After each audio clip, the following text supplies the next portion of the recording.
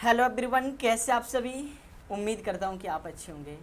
तो जैसे आपने लास्ट क्वेश्चन आपने 80 देखा, सुबह का सूरज इतना गर्म नहीं होता है जितना दोपहर का, क्यों?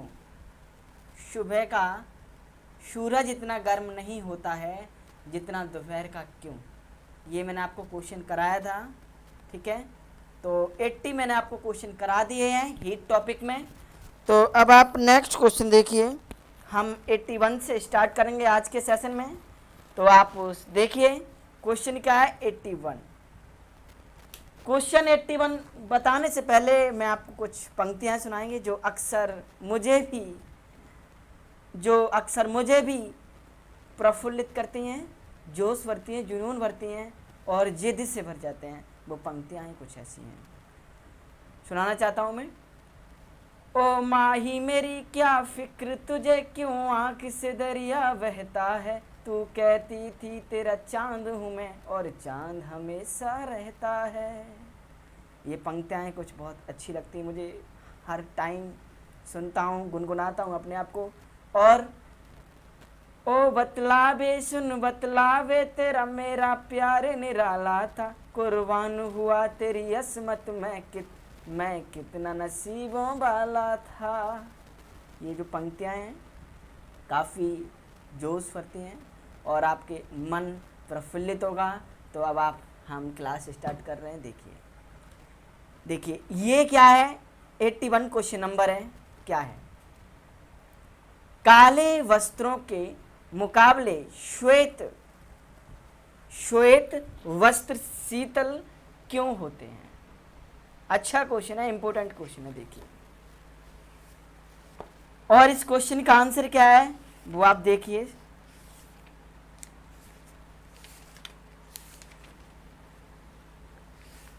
एट्टी वन नंबर क्वेश्चन है, काले वस्त्रों के मुकाबले श्वेत वस्त्र शीतल क्यों होते हैं? ये एसएससी 2011 में क्वेश्चन आया हुआ है, इंपॉर्टेंट क्वेश्चन है। क्या है? देखिए, काले वस्त्रों के मुकाबले श्वेत वस्त्र शीतल क्यों होते हैं? इस क्वेश्चन का आंसर क्या है? वी। उनके पास जो भी प्रकाश पहुंचता है उसे वह परावर्तित करते हैं। क्लियर? इस क्वेश्चन का आंसर क्या है? उनके पास जो भी प्रकाश पहुंचता है उसे वह परावर्तित करते हैं। क्लियर? नेक्स्ट क्वेश्चन देखिए, आपको समझ में आ गया होगा। नेक्स्ट क्वेश्चन देखिए, 82 नंबर क्वेश्चन है, ऊनी कपड़े सूती वस्त्रों की अपेक्षा गर्म होते हैं, क्यों? क्या है? ऊनी कपड़े सूती वस्त्रों की अपेक्षा गर्म होते हैं, क्यों? रीजन क्या है इसके पीछे? ये आरआरबी 2002 में क्वेश्चन आया हुआ है।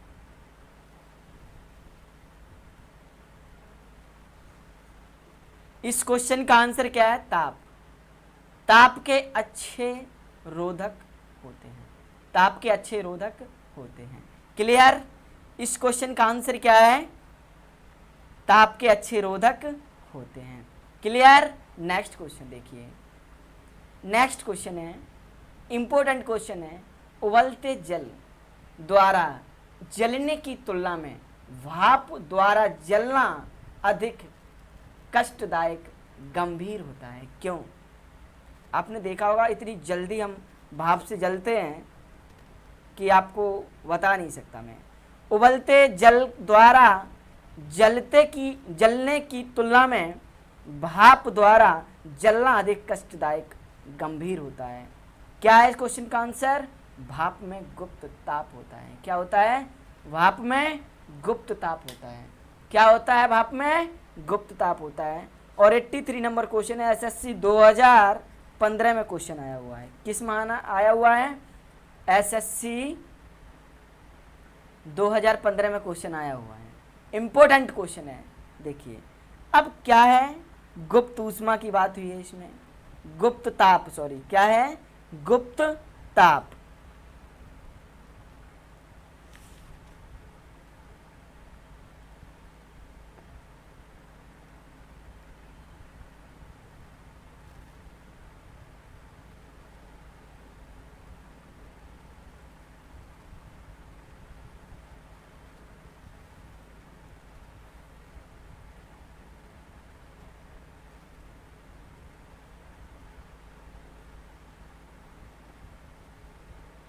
अब गुप्त ताप की डेफिनेशन क्या है देखिए, जानिए समझिए। मैं आपको डेफिनेशन बता रहे हैं क्या है गुप्त ताप क्या है।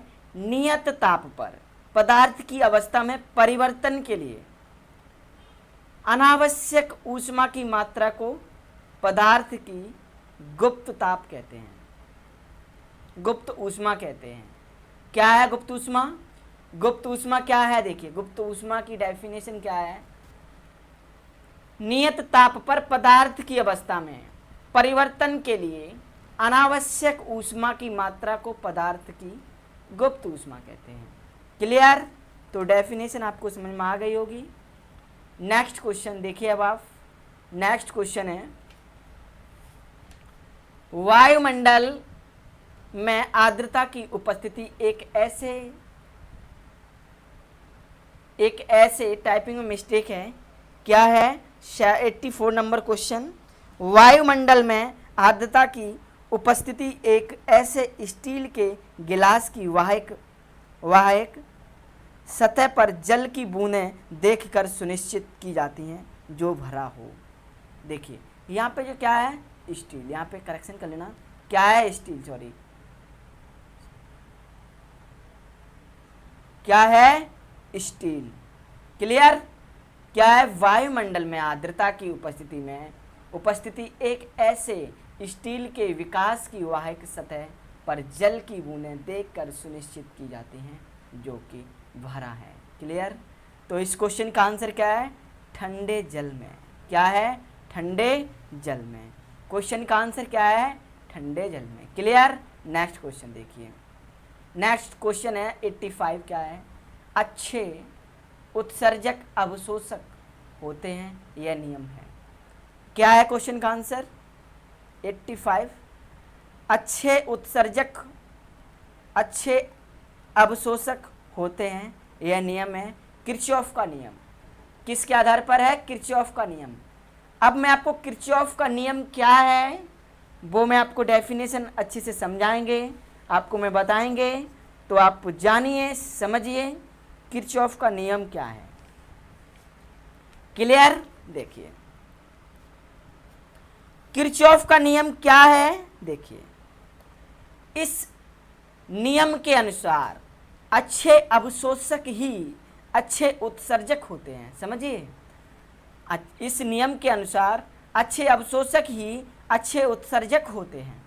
यही कारण है कि एक काली और एक सफ़ेद वस्तु को समान ताप तक गर्म करके रखा जाए तो काली वस्तु अधिक विकिरण उत्सर्जित करेगी, अतः अंधेरे में काली वस्तु अधिक चमकेगी। क्लियर? तो किरचॉफ का नियम आपको समझ में आ ही गया होगा। क्या है डेफिनेशन देखिए, दोबारा समझिए। इस नियम के अनुसार अच्छे अवशोषक ही अच्छे उत्सर्जक होते हैं। यही कारण है कि एक काली और एक सफ़ेद वस्तु को समान ताप तक गर्म करके रखा जाए तो काली वस्तु अधिक विकिरण उत्सर्जित करेगी, अतः अंधेरे में काली वस्तु अधिक चमकेगी। क्लियर? ये क्वेश्चन का आंसर जो किरचॉफ का नियम है आपको समझ में आ गया होगा। नेक्स्ट क्वेश्चन देखिए 86। क्या है? 86 क्वेश्चन नंबर है, किसी कृष्णा के एकांक पृष्ठीय क्षेत्रफल से प्रति सेकंड उत्सर्जित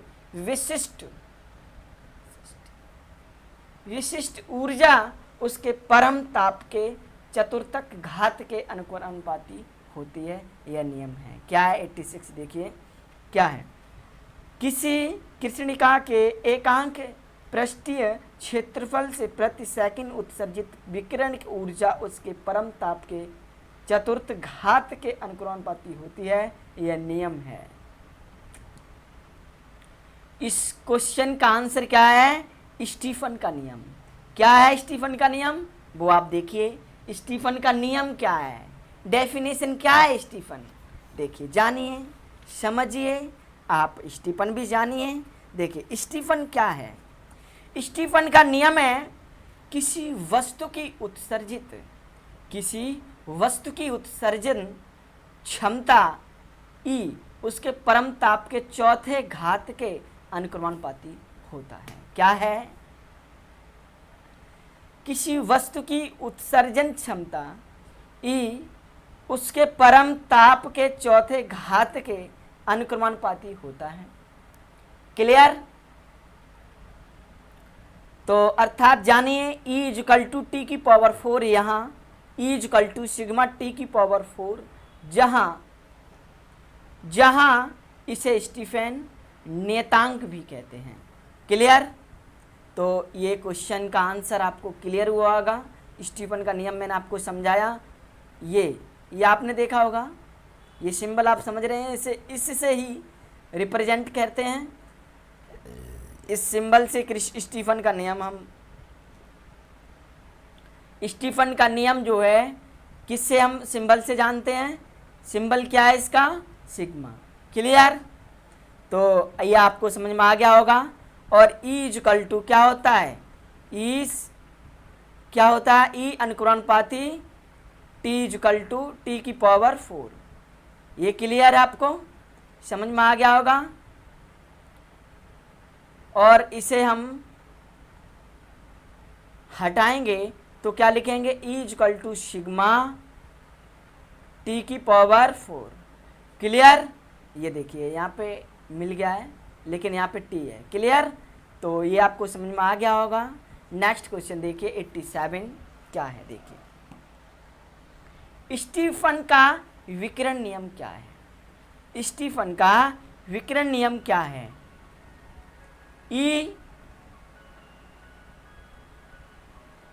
ई अनुक्रमानुपाती टी की पावर 4। देखिए ये है,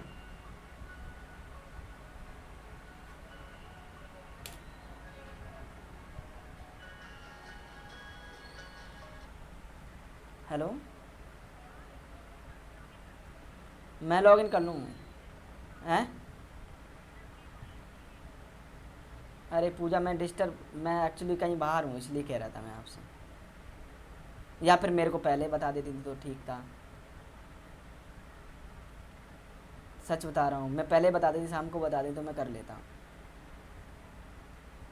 चलो मैं, हेलो, सैलरी भी लेने जाना है। हाँ, लेनी नहीं तुम्हें सैलरी हैं? क्या? मैं कर लेता, अगर कमरे पूता तो मैं कर लेता हूँ। ठीक है, मैं बता दूंगा अभी तुम्हें। ठीक,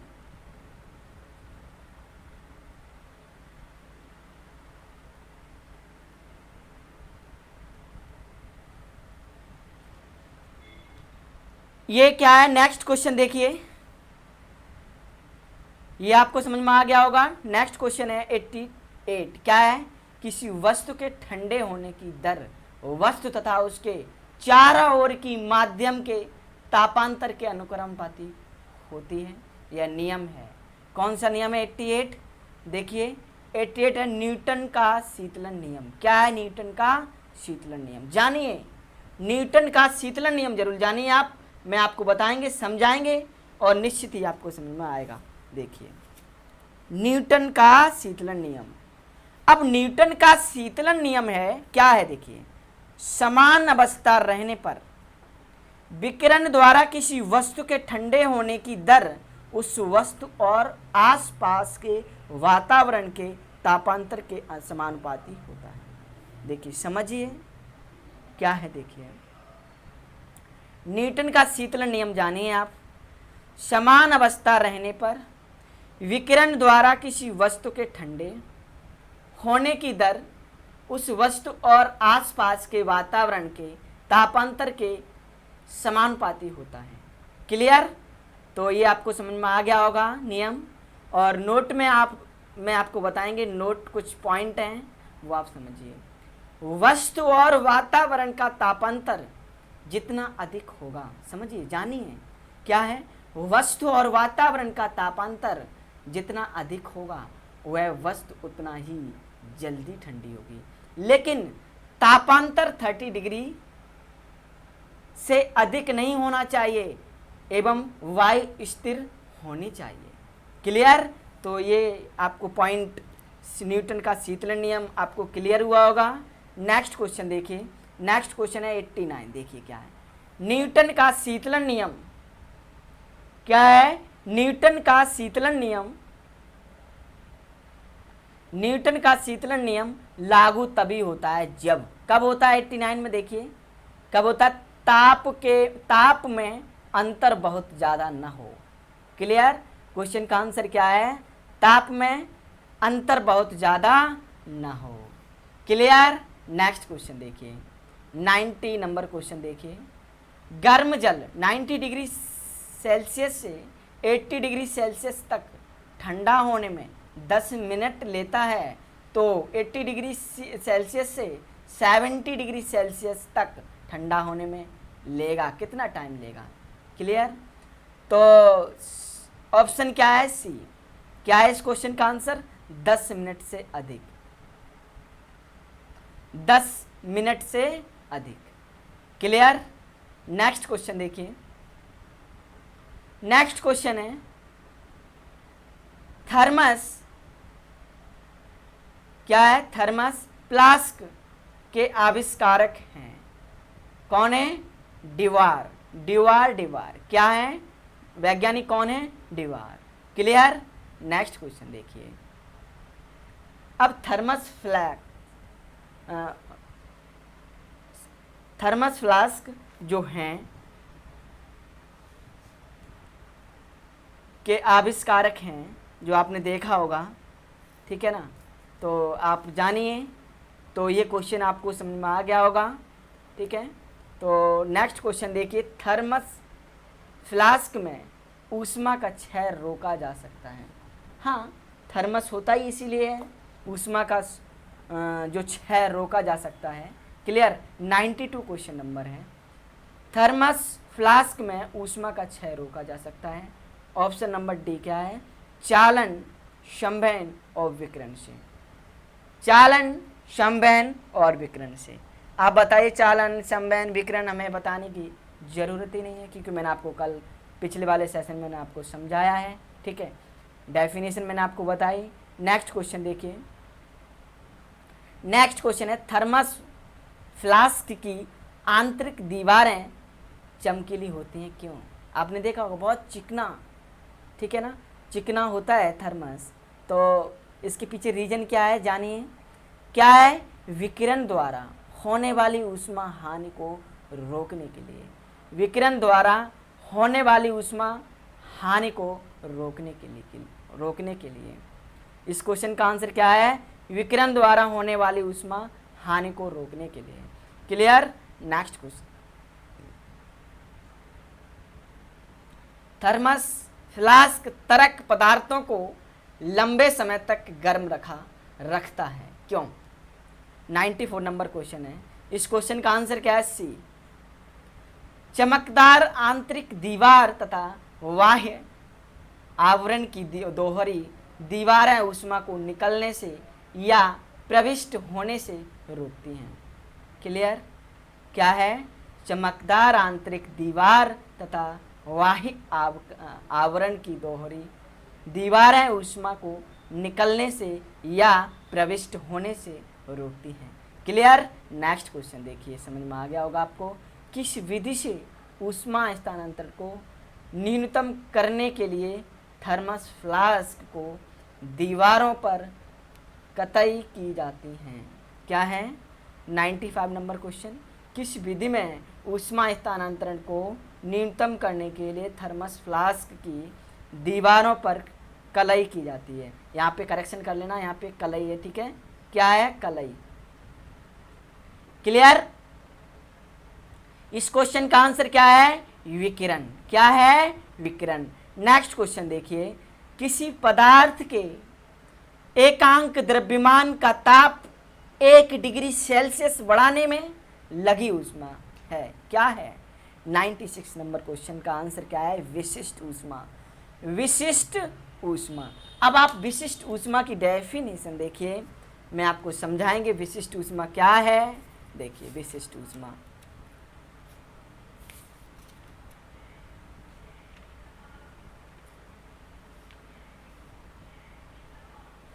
विशिष्ट ऊष्मा है 1 ग्राम पदार्थ के ताप को 1 डिग्री सेल्सियस तक गर्म करने के लिए आवश्यक ऊष्मा को उस पदार्थ की विशिष्ट ऊष्मा कहा जाता है।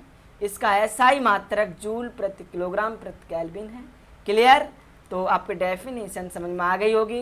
नेक्स्ट क्वेश्चन देखिए 97। क्या है देखिए 97। निम्नलिखित में से किसमें सर्वोच्च विशिष्ट ऊष्मा का मान होता है? इस क्वेश्चन का आंसर क्या है? देखिए जल। क्या है? जल। क्या है? निम्नलिखित में से किसमें सर्वोच्च विशिष्ट ऊष्मा का मान होता है? जल। क्लियर? नेक्स्ट क्वेश्चन देखिए 98। दिन के समय पृथ्वी समुद्र के जल की अपेक्षा बहुत जल्दी गर्म हो जाती है। क्यों? दिन के समय पृथ्वी समुद्र के जल की अपेक्षा बहुत जल्दी गर्म हो जाती है। क्यों? इस क्वेश्चन का आंसर क्या है? सी। क्या है? जल की विशिष्ट ऊष्मा धारिता की काफी अधिक होती है। क्लियर? नेक्स्ट क्वेश्चन देखिए, मोटर गाड़ी के रेडिएटर को ठंडा करने के लिए पानी व्यवहार किया जाता है। क्यों? मोटर गाड़ी के रेडिएटर को ठंडा करने के लिए पानी का व्यवहार किया जाता है। क्यों? इस क्वेश्चन का आंसर क्या है? पानी की विशिष्ट ऊष्मा अधिक होती है। पानी की विशिष्ट ऊष्मा अधिक होती है। क्लियर? नेक्स्ट क्वेश्चन देखिए, इस सेशन का लास्ट क्वेश्चन 100 है। देखिए क्या है? निम्नतापी। क्या है? निम्नतापी इंजनों का अनुप्रयोग होता है। क्या है? निम्नतापी इंजनों का अनुप्रयोग होता है। इस क्वेश्चन का आंसर क्या है? सी। क्या है? रॉकेट प्रौद्योगिकी में। रॉकेट प्रौद्योगिकी में। क्लियर? इस क्वेश्चन का आंसर क्या है? रॉकेट प्रौद्योगिकी में। क्लियर? और ये क्वेश्चन किस एग्जाम में आया हुआ है? IAS 1995 में क्वेश्चन आया हुआ है। तो आप समझ ही रहे होंगे, इम्पोर्टेंट क्वेश्चन है। इम्पोर्टेंट क्वेश्चन है। क्लियर? तो आज की सेशन आपको अगर क्लास अच्छी लगी हो तो लाइक करें और ज़्यादा से ज़्यादा शेयर करें। और ये आपका ही चैनल है, इसे सब्सक्राइब करें, बेल आइकन दबाएं, जिससे कि हर वीडियो का नोटिफिकेशन मिले। तो आप खुश रहिए। Very very thank you so much.